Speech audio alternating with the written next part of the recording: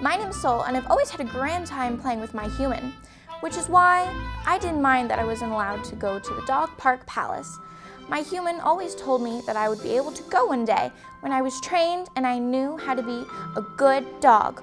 Well, it seemed that day had finally arrived when I learned that I would finally be able to go to the dog park palace.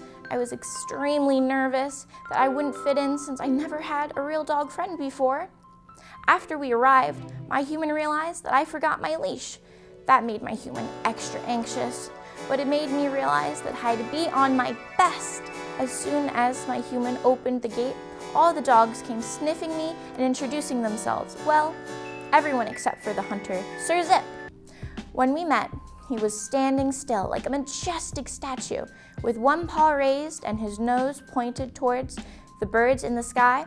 I was quick to ask him to teach me his ways. Can you teach me how to hunt like you do? His teachings were much different than I had in mind. The best learning is through experience. You, young dog, must find your own way. His human threw a toy and he said, "Come." I tried to keep up, but sadly I could not. Even though I loved to run, he'd beat me to the toy every time. As he left the palace, he looked at me and quite seriously, "Keep practicing and keep trying to find your own way, young dog." So I began to run around to practice, trying so hard to improve. I was suddenly shocked when I saw the big-mouthed gossiper, Arrow. Arrow was loudly barking at a little puppy who was even smaller than me. I saw that little puppy with those big frightened eyes, and I just knew I had to do something. I ran over, but I didn't know what to do. I stood in between big-mouthed gossiper, Arrow, and the little puppy. I tried to talk to Arrow. I tried to tell him to stop, but his barking so much. A group of humans came over. They looked right at me and pointed their fingers and yelled, "You stop picking on this little puppy." I was so upset that I didn't even want to practice running anymore. I walked slowly to the bench where my human was sitting, crawled under it, and put my head in my paws.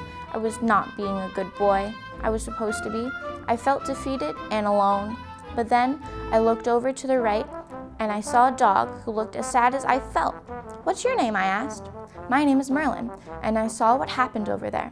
That Arrow, he's always causing trouble for pups. It is time that one of us stands up to him. At that very moment, I heard the big-mouthed gossiper Arrow bark.